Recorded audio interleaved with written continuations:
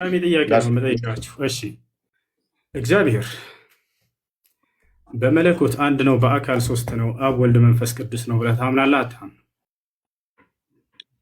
ኦኬ እግዚአብሔር አንድ ነው ብለን እናምናለን። አዎ አንድ አምላክ አለ። በደንብ አስተውል። ስጠይቀኝ ካሁን በኋላ እንደኔ ማስረጃ እያወጣ ትጠይቃለህ። ወንድማችን ጥያቄውን መልስ።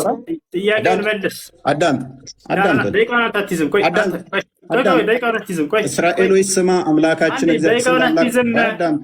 ደቂቃውን እኔን የሚይዘው ቆይ፣ ይኸው ማስረጃ መረጃ አዳምጥ። ደቂቃውን አትይዝም ወላሂ። እንደገና ቀጥል። እሺ ቀጥል። ይኸው እዤልሃለሁ። ልጀምር። ጥያቄን በቀጥታ ትመልሳለህ። ከፍተህ ትጠይቀኛለህ። መረጃ እያወጣ እያነበብክ ለጥያቄ አይደለም ማስረጃ ጥያቄ ነው የምጠይቅ። እኔን እየከፈትኩ እያሳየው ታምናለህ እናታምንም እንዳልኩ እየከፈትክ እያሳየ። እሺ አላህ ጭንቅላት አለው ስትለኝ ጊዜ ጭንቅላት አለው የሚል ማስረጃ ሳይተህ ጠየቅ። መጠየቅ ነበረብህ። ጠይቀህ መልስ። መረጃ ታመጣለህ። ጠይቅ። ለጥያቄ ማስረጃ ስጠኝ ያለ ነው። ወላሂ ተበላ። በቃ ለጥያቄ ማስረጃ ሳዩኝ። መረጃ እያመጣ ጠይቅ። ትቀበላለህ አትቀበልም? በቃ ጥያቄ አልቀበልም። እቀበላለሁ። በደንብ ነው የምቀበለው። አዳምጥ። እሺ አልተገለጸም እኮ ነው መልስህ። እሺ አዳምጥ። ረጋ በለ። ያው ቀጥል። አስጀምርልሃለሁ። ያውልናሽ አስጀምረው። ማለት አስጀምርልኝ። የቱ ጋር ነው?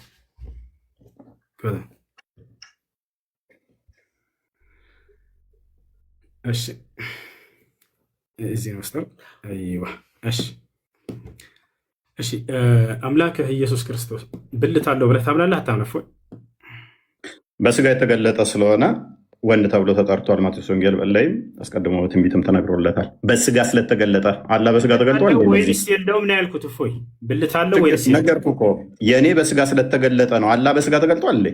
በምን አትበለኝ። ብልት አለው ወይስ የለውም? አያቸው አይደለ? በስጋ ተገልጧል አልኩህ እኮ። በስጋ እንደመገለጡ አለው ወይስ የለህም? አምላክህ አለው አልኩ። በስጋ ስለተገለጠ በመለኮት ግን በመለኮት ብልት ስጋ ምናምን አይነገርም።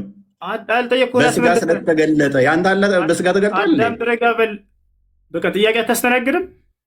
በደንብ ነው ማስተናግደው ወንድማችን፣ አይዞህ። ምክንያቱም እኛ ፍጹም አምላክ ፍጹም ሰው ነው ብለን እናምናለን እኮ። ይህንን ሳታቅ ነው የመጣው። ወይኔ ኡስታዝ፣ አይዞህ እሱ የባሪያን መልክ ይዞ መጣ ብለን እኮ እናምናለን። ኤፌሶን ምዕራፍ 2 ቁጥር 4-7 በምስሉም እንደ ሰው ተገኝቶ ይላል እኮ። ይህንን ሳታቅ ነው የመጣው ኡስታዝ። ይህንን ሳታቅ ነው መልስ። አይዞህ መልሳውን ጥያቄው ላይ ፎከስ አድርግ። አይዞህ መልስ። አይዞህ ኡስታዝ። ጥያቄ ጠይቀው መልስ እያለ ነው። ልወጣልህ ነው። አይዞህ ፈታ እያልኩብሽ ነው ኡስታዝ። ጥያቄውን በቀጥታ ልክ እኔ እንደመለስ አንተ ትመልሳለህ። አምላክህ ብልት አለ የለውም? እግዚአብሔር ኦኬ። ለእግዚአብሔር ሉክ ብልት አይነገርም። ቅድም ያመጣው አባት ብላ ያመጣው እንኳን የተናገሩትን አልሰማህም ማለት ነው። ስለ አባት አይደለም ጥያቄ። አዳምጥ እንኳን ለእግዚአብሔር አዳምጥ። ያልጠየቅህ ሆነ አትናገር። ስለ አባት ምናምን አይደለም የጠየቅኩህ። ለመላእክት እንኳን ብልት አይነገርም። አምላክ ኢየሱስ ክርስቶስ ብልት አለው የለውም? አይዞህ አላህን ከክርስቶስ ጋር እያመሳሰልክ ነው። ኦኬ አዳምጥ። እሺ አለው የለውም? መልስ። አዳምጥ። እሺ ክርስቶስ በስጋ ስለተገለጠ የባሪያውን መልክ ይዟልና እኛ ላይ ያለንን አካል በሙሉ ይዟል አለው። ስለዚህ ምክንያቱም የመለኮት ሙላት በሰውነቱ የተገለጠ ስለሆነ መለኮት በሰውነቱ የተገለጠ ስለሆነ በመለኮት ለመለኮት በደንብ አስተውሉ። ላይ እታች፣ ግራ፣ ቀኝ፣ ፊት፣ ኋላ ብልት ተብሎ አይነገርም። ላስረዳ ስል አታስረዳም እያልክ ነበር። ፎይ እባክህን ልክ እንዳንተ አይዞህ። ውሃ እየጠጣ ግን ውሃ በጣም ጠቃሚ ነው ታውቃለህ። አመሰግናለሁ። በደንብ ጠጣ። እሺ አምላክህ ኢየሱስ ክርስቶስ ብልት አለ ወይ ስለው አዎ ብልት አለ ብሏል። ያን ብልትን ታመልከዋለህ አታመልከውም? መልስ። መልካም። ክርስቶስ በስጋ ስለተገለጠ በደንብ አስተውሉ። በስጋ ስለተገለጠ ይሄንኛውን አካል ነው የምታመልከው? ይሄንን ብለን አናምነው። አዳምጥ፣ ተረጋጋ እኮ ተረጋጋ። ቆላስይስ ምዕራፍ 2 ቁጥር 9 ላይ እንደሚናገረው አዳምጥ። እሺ እርሱ ይመለካል፣ ክርስቶስ ይመለካል። አዎ አንተ ግን ማታውቀውን ብልት ይኑረው አይኑረው ወይንም ደግሞ ሁለቱንም ሊኖረው ይችላል። ዝም ብለህ ግን እያመለከው የተጠየቀውን አውራ። ምን ይሻላል ልጆች? የተጠየቀውን አውራ። ያን ታመልከዋለህ ወይ ስለው አዎ አመልከዋለሁ ብሎ ተናግሯል። ያ ነው። እሺ አንተ የምታመልከው ግን አላህ ብልት ይኑረው አይኑረው አታውቅም። ስነ ስርዓት ያዝ። ጥያቄው የኔ ተራ ነው። እፎይ ጥያቄው የኔ ተራ ነው። ስነ ስርዓት ያዝ።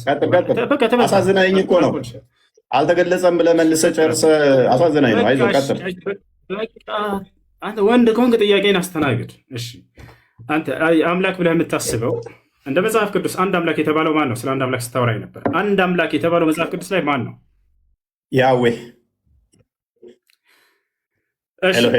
አንድ አምላክ። እሺ አዲስ ኪዳን ላይ አንድ አምላክ ያህዌ ነው የሚል አለ። ያ አንዱ አምላክ ሰማይና ምድርን የፈጠረ ሁሉን ያስገኘ አንድ አምላክ ነው። የሁሉ አባት የሆነ የሁሉ አስገኝ የሆነ ማስረጃ አንድ አምላክ ያህዌ ነው የሚል አዲስ ኪዳን ላይ ማስረጃ። አዳምጥ እሺ። አንድ አምላክ ለሁላችን አለን። ያ አንዱ አምላክ ደግሞ በተለያዩ ስሞች ተጠርቷል። በደንብ አስተውል። አሳየን ማስረጃ። ያህዌ አንድ አምላክ ነው የሚል አዲስ ኪዳን ላይ አሳየን። አዳምጥ አይደለም አሳየን ያልኩት። አሳየን ያልኩት ለምን የምትረበሸው? ከኔ ጋር እኮ ስትወያይ እኮ መከራከር የለብህም። ምክንያቱም ነብይ ምን ብሏል? የመጽሐፉን ሰዎች ጠይቁ ብለዋል። ፕሊዝ የመጽሐፉን ሰዎች ጠይቅ ተብለሃል እኮ አዳምጣ። በቃ ተበላ። መጽሐፍህ ላይ ያህዌ አንድ አምላክ ነው የሚል አዲስ ኪዳን ላይ አሳየና ያልኩህ። አዳምጥ። እሺ ተረጋጋ፣ አትረበሽ። የተጻፈውን ነው የሚያነበው።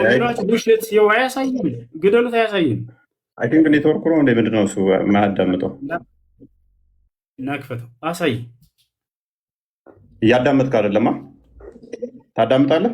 እያዳመጥኩህ ነው። አሳየ ማስረጃ። ያህዌ አንድ አምላክ ነው የሚል አዲስ ኪዳን ላይ አሳየን። እያዳመጥክ አይደለም እኮ። እኛ ምን ብለን እናምናለን? እግዚአብሔር በሁሉ እያዳመጥክ አይደለም። አሁን ክርስቶስ ለምሳሌ በማቴዎስ ወንጌል ላይም አስቀድሞ መዝሙረ ዳዊት ላይ ጌታ ጌታዬን የእግረ መረገጫ እስካደርግ የሚለውን በሐዲስ ኪዳን ሲጠቅሰውና ኮት ሲያደርገው በብሉይ ኪዳን የተነገሩት ስለሱ እንደሆነ ተናግሯል። በብሉይ ኪዳን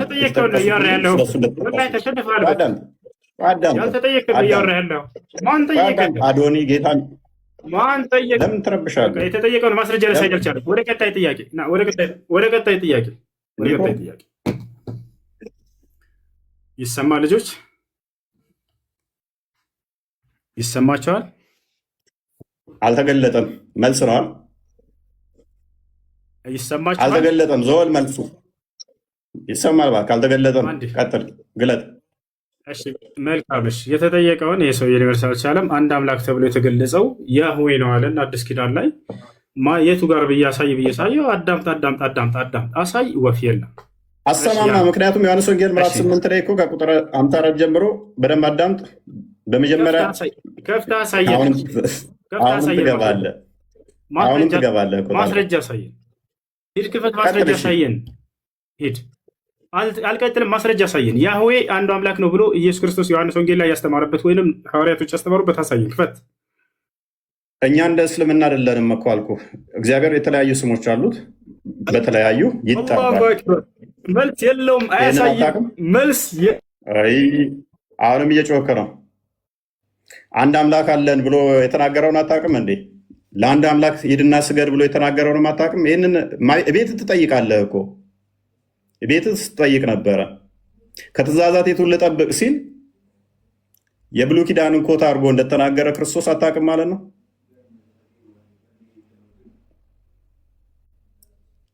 እንጠብቀዋ። ኔትወርኩ ነው ወይንስ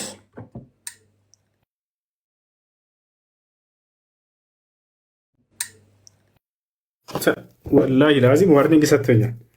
ለምን ና ተመለስ በሉት። ደቂቃ አለኝ ገና ስለ አጋንንት እናወራለን። ሪፖርት አድርገበት እንትን ብሏል። የዋርኒንግ ምልክት ከላይ አሳይቶኛል። እና ደቂቃዎች አሉኝ። ስለ አጋንንት በደንብ አስተምሪያቸው ነው የምትሄዱት። አንዴ ላኩለት። እፎይን አግባ ልኬለታለሁ፣ ይገባል። ሆስት ላይቭ ዊዝ እፎይ ስሪ ምናምን ይላል ነው። ተመልከቱ፣ ላሳያችሁ። ያ ሰላም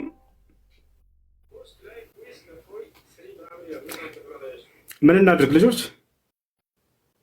ምን እናድርግ? ወይኔ ስለ አጋንንት ሳይማርማ ወላሂ መውጣት የለበትም። ያው እንትን ብለውታል። የዋርኒንግ እንትን አሳይቶኛል። ልጆች ምን ላድርጋ? ያው እና ይሄን አምጥቷል። ኦኬ 5 ደቂቃ ከ40 ሰከንድ አለ። ቀጥል። 3 ደቂቃ ነው እኔ እያስኩኝ ነበር። ፎያ ልክ እንዳንተ 5 ደቂቃ ከ40 ሰከንድ አለ። ቀጥል። አንተ አይደለም የምትይዘው ደቂቃውን እኔ ያስኩት ያሳያለሁ እንጂ ወጥተህም እኮ እየጠበቅኩ ነበር። አቁሜልህ። የእኔ ችግር አይደለም የራስ ችግር ነው። በራስ ችግር ነው የወጣው። ከወጣሁኝ 1 ደቂቃ አይሆንም። ስለዚህ 5 ሳይሆን በቃ አንተ እንደምትፈልገው 5 ይሁን። በቃ ችግር አይሽ። እሺ ኢየሱስ ክርስቶስ አምላክ እንዳለው አስተምሯል አላስተማርም? አምላክ ኢየሱስ ክርስቶስ ኦኬ። ክርስቶስ በስጋ እንደመገለጡ ቅድመ ተዋህዶን ለመጠቆም አምላክ የሚል ንግግሮች አሉ በቅዱስ ጳውሎስ ላይ። አዳምጥ የተጠየቀውን መልሰህ ቅድም እኔ ማብራሪያ ልስጥህ ስለው ጊዜ አይቻልም መልሱ እንደምፈልገው ቅድመ ተዋህዶን ለመጠቆም ወደ አምላክና ወደ አምላካችሁ ብሎ ለምሳሌ ተናግሯል። አዳም ተረጋብል።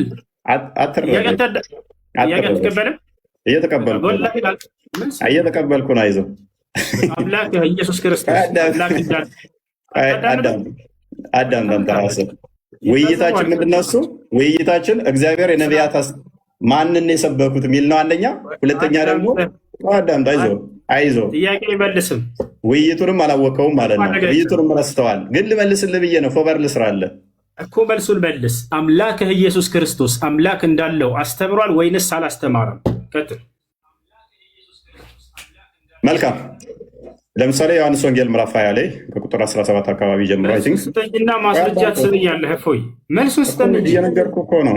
አስተምሯል በልና ወይ አላስተማረም በልና ከዚያ ማስረጃ ትሄዳለህ እኮ። እየነገርኩህ አምላክ እንዳለው አስተምሯል አላስተማረም? ፕሊስ አዳምጣ። ደም ጠርቀህ ትገባለህ። ኦኬ። ወደ አምላኬና ወደ አምላካችሁ ብሎ ነጥሎ ተናግሮታል። ወደ አባቴና ወደ አባታችሁ ብሎ ነጥሎ ተናግሮታል። ክርስቶስ ሎክ በስጋ እንደመገለጡ ቅድመ ተዋህዶን ለመጠቆም ወደ አምላኬና ወደ አምላካችሁ ብሎ ተናግሯል። ያ ወደ አምላክ ያለው ግን አባቱ ነው፣ የባህሪ ልጁ ስለሆነ። የባህሪ ልጁ ከሆነ ደግሞ ሱረቱ ዙሩፍ ላይ 81ኛው ላይ እንደሚናገረው ቁርአን አምላክ ነው የሚሆነው። አላህ ልጅ ካለው ምን ይሆናል? ልጁም አምላክ ይሆናል። ክርስቶስ በለበሰው ስጋ ወደ አምላክና ወደ አምላካችሁ ብሎ ተናግሯል። ስብከት ላይ ነህ። መልሱን መልስ እንጂ አይዞህ ተመለሰ። ስለዚህ የሰው የምናመነ አምላኩ ኢየሱስ ክርስቶስ አምላክ እንዳለው አስተምሯል። የኤፌሶን ምዕራፍ 1 ቁጥር 3 ጥያቄ ጠይቅ። ማብራሪያ አልተገለጸም። ሚስተር አልተገለጸም። ጥያቄ ኤፌሶን ምዕራፍ 1 ቁጥር 3 ላይ የኢየሱስ ክርስቶስ አምላክ ይባረክ ይላል። ማን ነው የኢየሱስ ክርስቶስ አምላክ? ኤፌሶን ኦኬ ቴንክ ዩ። በደንብ አስተውል። ቅድም ነገር ያለው የክርስቶስ ምን ነው? አምላኩ ማን ነው? አምላኩና ምኑ አትደረብ እንጂ ክርስቶስ አምላክና አባት። አላህዬ አባት አይባልም። ስለዚህ ያመጣው ክፍል የነቢያት አስተምሮ ባለማለት በፈጣሪ ስም የክርስቶስ አምላክና አባት የኢየሱስ ክርስቶስ አምላክና አባት ባልክበት በክፍል እስልምናን አፈረስከው። ቅድምም ብዬ ነግሬህ ነበረ። በስጋ በያዘር ስጋ ተረጋጋ። ምንም የምታውቀው የለም። ሚስጥር አልተገለጠም። ተረጋጋ። የክርስቶስ አምላክና አባት ይባረክ ሲል እኮ አዳምጥ። ምላሽ ፈልግ። ምላሽ ልስጥ። ጥያቄ እንድገምልሽ። ሰምቻለሁ። ጥያቄህን ጥቅሱ ሙሉን አንብቦ አምላክ አለ ማነው አምላኩ ብለህ ነው የጠየቀን። እዚያ ላይ ምን ይላል መሰለህ? ጥቅሱ ላይ ቅድም ማስረጃ አንብበው ጥቅሱን። አዳም ተረጋ በል፣ ቀስ በል። የኢየሱስ ክርስቶስ አምላክ ይባረክ ይላል። ማን ነው ያ የኢየሱስ ክርስቶስ አምላክ? ክፍሉን አንብበው። ጥያቄ እሱ ነው። ጥያቄ ክፍሉን አንብበው። ጥያቄን መልስ። አትቀበልም? ጥያቄው የኢየሱስ ክርስቶስን አምላክ እያለ ይናገራል ጥቅሱ ላይ። ማን ነው ብለናል። ልመልስልሽ። ማን ነው ስላት ጎበዝ። የክርስቶስ አምላክና አባት ይባረክ ሲል ሐዋርያው ቅዱስ ጳውሎስ በተለያየ በመልእክቱ ላይ በመግቢያዎቹ ላይ አምላክና አባት ይባረክ እያለ እስልምናን እያፈረሰው ነው። አላህ ለማንም አባት ስለማይሆን ማለት ነው። አላህ የሚለው ግን ከምን አንጻር ነው? ዛሬ ውሲፊት አዳም መልስ የለውም። ክርስትናን አያውቅም። እስልምና ላይ ይንጠለጠላል። አዳም ፕሊስ። ይህ ሰውዬ ክርስትና ላይ መልስ የለውም። አያውቀውማ። ከየት ይመልስ? አሁን ተረዳ። በቃ ለምሳሌ ቁርአን ፍጡር አይደለም ቃሉ ብለህ ታምናለህ። ወረቀቱ ግን ፍጡር ነው ብለህ ታምናለህ። አያውቅም ሲሉ እኔ ውሸታቸውን ይመስለኝ ነበር። ዛሬም ከፊት ያየሁት ወላሂ ስለ አምላክ መመለስ አይችልም። ቀጥታ ቁርአን ላይ ይንጠለጥላል። እንበል በቃ እሺ፣ ያ ነው አምላክህ ሙቷል አልሞተም? አንዱ አምላክ ሲሞት ሰማይና ምድርን ማን ይጠብቅ ነበር? ያችን መልስ መልሳት። አምላክህ ሙቷል አልሞተም? መለኮት የሚሞት አይደለም። ለመለኮት መሄድ፣ መምጣት፣ መሞት፣ መራብ፣ መጠማት እነኚህ ሁሉ አይነገሩለትም። ስለዚህ ኢየሱስ ክርስቶስ አምላክ ሙቷል አልሞት? ስለዚህ ኢየሱስ አምላክ አይደለም ማለት ነው። ምክንያቱም አምላክ አይሞትም እያለን ነው። አላሁ አክበር። አዳምጥ። አላሁ አክበር። ሞት ምን ማለት ነው? ሞት ማለት ምን ማለት ነው? ሞት ማለት ምን ማለት ነው? ሞት ማለት ምን ማለት ነው? እሺ አዳምጥ። ሞት ማለት ምን ማለት ነው? ጥያቄ ግልጽ አድርገው። ያንተ ተራ አይደለም። ያንተ ጥያቄ ተራ ጨርሰሃል። ስለዚህ አምላክህ ሙቷል ወይ እንጀራው? አምላክ የሚሞት አይደለም ማለት በተዘዋዋሪ ለምን አልኩህ? ደቂቃ አልቋል። ቀጥል። ልመልስልህ። እሺ ደቂቃ ቢያልቅም እጨምርልህና ልመልስልህ። አይደለም ደቂቃ የምትይዘው ገና ነው። ደቂቃ አዳምጥ እስኪ። አዳምጥ የምትለኝ እኔ ተራ እኮ መልስ ልስጥህ። አዳምጥ። ረገበል ብለህ ጠየቅከን። አምላክ በመለኮቱ በባህሪ የሚሞት አይደለም። ለክርስቶስ ግን ስግው ቃል ስለሱ ስትናገር በስጋ የተገለጠውን ከሆነ በስጋ ሞተ፣ በመንፈስ ግን ሕያው ሆነ ብለን ነው የምንናገረው። ሜይ ቢ ይህንን የማታውቀው። እሺ በመለኮት ሕያው ሆነ የሚላለ እኔ ስለ መንፈስ አይደለም። በመንፈስ ሕያው ሆነ ምን ብዬ ጠየቁ? መለስኩልህ። መለኮት አይሞትም ለምን ትላለህ? ለምን ያላልኩትን ለምን ትላለህ? እኔ የጠየቅኩህ ሌላ። አዳምጥ። እኔ የጠየቅኩህ ሌላ። ያላልኩትን ለምን ትላለህ? ስለዚህ አዳምጥ። እሺ ልመልስልህ። የእኔ ተራ ነው የምጠይቅህ። የእኛ መልስ አታውቀውም። ና ተማር፣ ኡስታዝ ተማር። እሺ ና፣ የእኔ ተራ ነው። ወዴት ማትሄድና ሚዩት አድርገህ ደቂቃውን ያዘውና ልመልስልህ። እኔ ቮለንተር ጥያቄን አዳምጥ። ልመልስልህ። አምላክህ ሙቷል አልሞተም? በግልጽ ተናገር። አምላክህ ሙቷል አልሞተም? ጎበዝ። ስለዚህ ሚዩት አድርግ። ሞት የሚለው አንተ ጋር ያለውና እኛ ጋር ያለው የተለያየ ስለሆነ እሱም ሞት የእስልምናው ነው የምጠይቀን የኛ ያንተ አምላክህ ሙቷል ወይንስ አልሞተም? ሞት የሚባለው የእስልምናው ነው ወይንስ የኛ? ክርስትና ላይ አምላክህ ኢየሱስ ክርስቶስ የክርስትናው ሞት ምን ማለት ነው? ሞት ማለት በክርስትና ምን ማለት ነው? ወዴትም አትሄድም። አምላኬ ሙቷል ብለህ ዛሬ ትናገራለህ። ደቂቃው ሚዩት አድርግና ላስረዳ።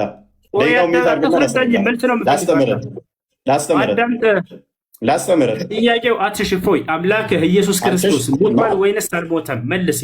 በስጋ ሞተ፣ በመንፈስ ሕያው ሆነ ብለን እናምናለን።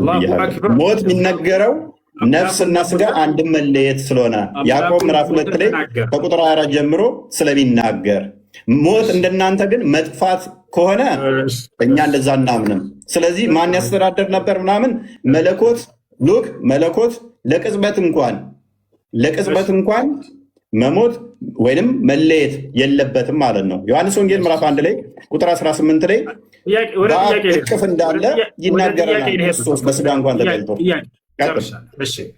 አንደኛ ቆሮንቶስ ምዕራፍ 15 ቁጥር 17 ላይ ክርስቶስም ካልተነሳ እምነታችሁ ከንቱ ናት፣ እስከ አሁን ድረስ በኃጢአት ላይ ናችሁ እያለ ይናገራል። አንደኛ ቆሮንቶስ ምዕራፍ 15 ቁጥር 14 ላይ ክርስቶስም ካልተነሳ እንግዲያስ ስብከታችን ከንቱ ነው፣ እምነታችሁም ደግሞ ከንቱ ነው ይላል።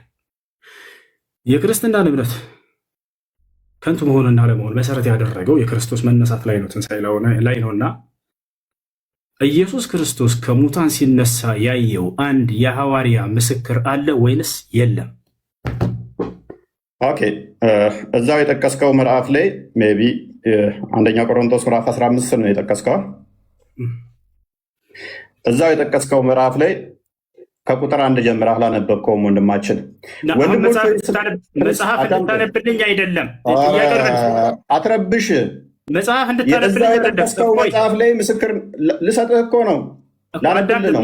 ጥያቄውን መልስና ማስረጃ ከዚያ ታነሳለህ። እንደሱ እኮ ነው የሚደረገው። ቆይ የኔ ደቂቃ ነው፣ የኔ ደቂቃ ነው። አንድ ደቂቃውን ራሱ ጭማሪ ሰጥቻለሁ። የኔ ደቂቃ ነው። አዳምጠኝ። 11 ደቂቃ ደርሷል ጭማሪ። አዳምጠኝ። የኔ ደቂቃ ነው። የጠቀስከው ጥቅስ ቁጥር 1 ላይ አላነበብከውም ማለት ነው። አላህ ለምሳሌ ኢሳን አስመለጠው ሲባል ማንም ያየ የለም፣ ማንም ያየ የለም፣ አምልጧል ብሎ ያምናል። እኛ ግን ምን እናምናለን? ምስክር እንዳለ እዛው የጠቀስከው ምዕራፍ ላይ ልመታህ እኮ ነው። አንተ በጠቀስከው ምዕራፍ ላይ ሲጠየቅ ጊዜ አላህ ሙሐመድ የለም። አይ ኡስታዝ እሱ ኤኒዌይስ ኮንክሉዥን እንስት ና ኢየሱስ ክርስቶስ ከሙታን ሲነሳ ያየው አንድ ሐዋርያ የለም። ዮሐንስ ወንጌል ምዕራፍ 20 ላይ አንድ በል እዚሁ የጠቀስከው ምዕራፍ ላይም ሰጠው። አላህ ግን ኢሳን ሲያስመልጠው አንድም ማስረጃ ማምጣት አይቻልም። ኢሳን አስመለጠው ማስረጃ የለም። መመለስ አይችልም። ለምን ስላልፈለግክ ነው። ኮንክሉዥን እንስ መልስ። በቃሽ። ኮንክሉዥን እንስ ይበቃል። ይበቃል። ረጋበል የምር ይኸውልህ መልስ የለውም። ጭማሪ ራሱ 10 ደቂቃ አንተ አይደለም ደቂቃ ነው የምትይዘው። ያው እኔ ይዣለሁ፣ አሳይሃለሁ። ይኸው አሳይሃለሁ። ያው ኦኬ ስንት ደቂቃ? 9 ደቂቃ 10 ደቂቃ እየሆነ ነው። ጥሩ ትቀልዳለህ አንተ ኡስታዝ፣ ይመችህ።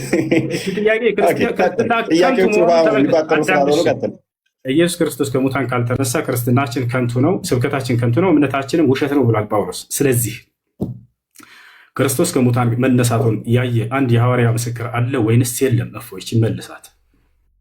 እሺ ቆይ አዳምጣ አንዴ። ዮሐንስ ወንጌልን አላነበብኩም። አለ በደንብ አለ። ማን ይባላል ያ ሐዋርያ ከሙታን ሲነሳ ያየው? እኮ አዳምጣ ማስረጃ ስለተሰጠኛለህ። እፎይ ማን ይባላል ያየው ሐዋርያ ከሙታን ሲነሳ? ማዳመጥ ማትፈልገው? ያው እያዳመጥኩ ነው። ጥያቄ መልስ። ማን ነው ያ ሐዋርያ ያየው? ልሰጥህ እኮ ነው። ስላዩትም እኮ ነው። እንደገና ቤታቸው ይገባል እኮ ጸሎት ሲያደርጉ። ከሙታን ሲነሳ ያየው አንድ ሐዋርያ ማን ይባላል? ማን ይባላል? ከሙታን ሲነሳ ያየው ለምንድን ነው የማትረጋጋው? አዳምጥ በሚል ቃል አትደበቅ። ማን ይባላል? ከክርስቶስ ከሙታን ሲነሳ ያየው ሐዋርያ ማን ይባላል? ጎበዝ። እሺ አዳምጥ። እንደ ሞተ አምኗል። መነሳቱን አይተዋል አላዩም ነው ጥያቄው። አላልኩህም? ሲነሳ ያየው አንድ ሐዋርያ በቃ መልስ የለውም። ወላሂ መልስ የለውም። አይመልሰውም። እሱ አንተ አይደለም አይመልሰውም። ይኸውልህ ላንብብልህ። ስለዚህ አዳም በዚያም ሰዓት ተነስተው ወደ ኢየሩሳሌም ተመልሱ። ከእርሱ ጋር ነበሩ። ጌታም በእውነት ተነስቷል፣ ለስምዖንም ታይቷል እያሉ በአንድነት ተሰብስበው አገኟቸው። ዮሐንስ ወንጌል ምዕራፍ 20ንም ከቁጥር 1 ጀምረህ አንብበው እነ ስምዖን እንዴት እንዳገኙ ከዛ በኋላም ደግሞ እንዴት እንደታየላቸው ተገልጿልና ቅድም የጠቀስከው ምዕራፍ ላይ በደንብ እዛው ያስቀምጠዋል። ና ክርስቶስ ከሙታን ሲነሳ ትንሣኤ ሲያደርግ ያየው ሐዋርያ ማን ይባላል? ስሙ አንድ ሐዋርያ ሜይ ቢ አይሰማም እንደ ኡስታዙ ምን ሆኖ ነው? መልስ የለም። በዚያን ሰዓት ተነስተው ወደ ኢየሩሳሌም ተመለሱ። 11ዱ ከእርሱ ጋር የነበሩትም ጌታ በእውነት ተነስቷል፣ ለስምዖንም ታይቷል። ኢየሱስ ክርስቶስ ከሙታን ሲነሳ ያየው ማን ይሄን እየተናገረ ያለው? መረዳት አትችልም እንዴ ኡስታዝ? መረዳት አትችልም? መልስ የለህም። ያን ሐዋርያ ስም መናገር አይችልም። ምክንያቱም ይህንንም ሲነጋገሩ ኢየሱስ ራሱ በመካከላቸው ቆሞ ሰላም ለእናንተ አላቸው። አየህ አይደለ? አንድ ያውት አድርጋ አሁን መልስ ነው። ደቂቃን አልጨረስክም? አሁን ደቂቃ ተረጋጋ። ያው እየቆጠረልህ ነው 11 ደቂቃ ደርሶታል። አሁንም እንደገና አስጀምሬልህ 7 ደቂቃ እየሄደልህ ነው። ክርስቶስ ከሙታን ካልተነሳማ ክርስትናችን ከንቱ ነው ብሏል ጳውሎስ። ማነው እምነታችን ከንቱ ነው ብሏል። ስለዚህ ክርስቶስ ከሙታን ሲነሳ ያየው ሐዋርያ ማን ነው ብለው ይሄ ሰውዬ ስሙን ሊጠቅስ አልቻለም። ጥያቄ ጠይቅ። ማብራሪያ አይደለም ኡስታዝ፣ ማብራሪያ አልተጠየቅክም። አላህ ኢሳን ሲያስመልጠው ያየም የለም። ማን ነው በሱ ቦታ የተሰቀለው? ሚያቅ የለም። ኢሳ ተመልሶ ይመጣልም የሚል በቁርአን ውስጥ ሽታው የለም። ስለዚህ የሆነ ሌም የሆነ አርጉመንት ዛት ትምጣ አይደለም ሲነሳ ተመቃብር ሲነሳ ሲያርግ እንኳን ሐዋርያት ሥራ ምዕራፍ 1 ላይ ቁጥር 11 ላይ አይተውታል። እንዲህ ወደ ሰማይ ሲወጣ እንዳያችሁት